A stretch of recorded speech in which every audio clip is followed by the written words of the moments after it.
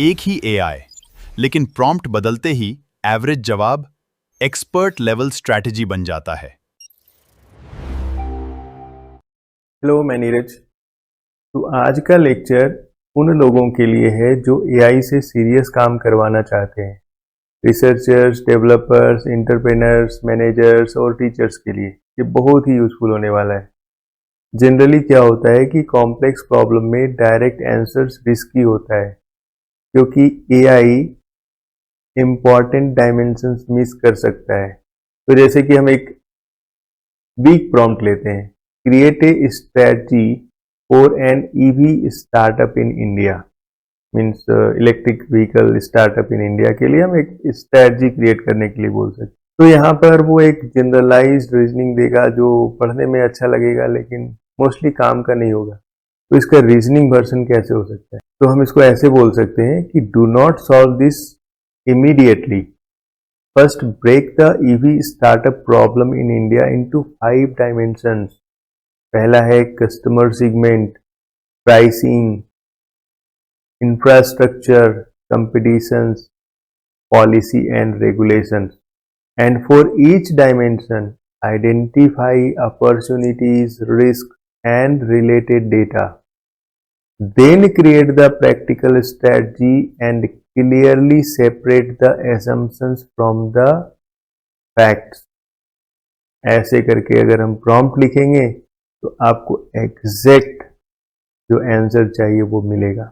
EV strategy तभी मजबूत होगी जब कस्टमर, प्राइसिंग, इंफ्रास्ट्रक्चर, कंपटीशन और पॉलिसी अलग-अलग एनालाइज हों। जनरली जब हम काफ़ी कॉम्प्लेक्स रीजनिंग बेस्ड प्रॉम्प्ट लिखते हैं तो यहाँ पर हमें प्रॉम्प्ट को ब्रेक करना चाहिए स्टेप्स में, उसको एनालाइज करना चाहिए, कंपेयर करना चाहिए, डिसाइड करना चाहिए, वेरीफाई करना चाहिए। तो इस तरह से जब हम अलग अलग स्टेजेस के बारे में इंफॉर्मेशन को प्रॉम्प्ट में डालते हैं तो एआई कंसल्टेंट की तरह सोचना शुरू कर देता है और आपको एक बेस्ट क्वालिटी आंसर्स मिलता है। अब हम एक और एग्जांपल लेते हैं, जैसे स्टूडेंट का एग्जांपल। इस तरह का प्रॉम्प्ट लिखते हैं कि I want to understand inflation. हमें मुद्रास्फीति के बारे में जानना है। तो आप इसको 4 पार्ट में बांट सकते हैं इस टॉपिक को, कि पहला टॉपिक क्या होना चाहिए। तो आपके आंसर्स में ये होना चाहिए कि व्हाट इन्फ्लेशन मीन्स। दूसरा क्या होना चाहिए कि व्हाई इट इंक्रीजेस। तीसरा होना चाहिए how it affects the ordinary people. चौथा होना चाहिए how government try to control it. तो हम वास्तव में कितने डायमेंशंस में इन्फ्लेशन को समझना चाह रहे थे। तो इस तरह से आप ब्रेक कर सकते हैं। अब उसके बाद कह सकते हैं कि explain each part with one simple example. And उसके बाद और भी चीज लिख सकते हैं कि एंड विथ 5 क्वेश्चंस क्विज। तो इस तरह से एक सुटेबल लेक्चर्स बन जाएगा। अब हम इसको एक रिसर्च एग्जाम्पल से भी समझ। तो यहाँ पर हम लिखेंगे रिसर्च रीजनिंग प्रॉम्प्ट। टॉपिक क्या है? AI and student learning. First evaluate the topic using these dimensions. क्या क्या डायमेंशंस है आपका for the topic AI in student learning? पहला scope, variables, population, method, data availability and ethical issues. And then suggest 5 improved research topics and recommend the best one. तो इस तरह से हम प्रॉम्प्ट लिखकर रिसर्च के बारे में टॉपिक्स की जानकारी मांग सकते हैं। ब्रॉड रिसर्च टॉपिक को scope, variables, population, method, data और एथिक्स से रिफाइन कीजिए।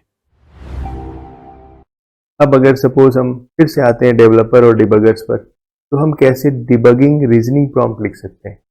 एक सिंपल एग्जांपल हम लिखेंगे, you are a debugging expert. Do not rewrite the code immediately, understand the error message, list possible root causes, for each root cause provide a verification step. चौथा, suggest the minimal fix. पांचवा, list regression test to run. उसके बाद बोलेंगे कि if information is missing ask for the required logs और code snippets. तो इस तरह से हम डिबगिंग रीजनिंग प्रॉम्प्ट्स लिख सकते हैं। एक वेरी सिंपल एग्जांपल है। अब हम यहाँ पर एक मास्टर रीजनिंग प्रॉम्प्ट के बारे में डिस्कस करते हैं, जो हम लोग डिस्क्रिप्शन बॉक्स के साथ रिलीज कर देंगे। आप इसको यूज कर सकते हैं बेसिक रीजनिंग प्रॉम्प्ट लिखने के लिए। कि पहला पार्ट होगा you are an expert problem solver, दूसरा क्या होगा टास्क, आप कॉम्प्लेक्स टास्क जो भी है वो बताइए, रूल्स में लिखिए क्या क्या रूल्स है, do not jump to the final answer, break the problem into smaller parts, ask key questions for each parts, analyse available information, mark missing information clearly, separate assumptions from the facts, give the practical final recommendations, perform a quality check before the final answer। तो इस तरह से आप reasoning को लिख सकते हैं अपने प्रॉम्प्ट में। इस लेक्चर को देखकर आप समझ गए होंगे कि बहुत सारे कॉम्प्लेक्स टास्क को हैंडल करने के लिए हम कैसे रीजनिंग प्रॉम्प्ट्स को यूज करते हैं।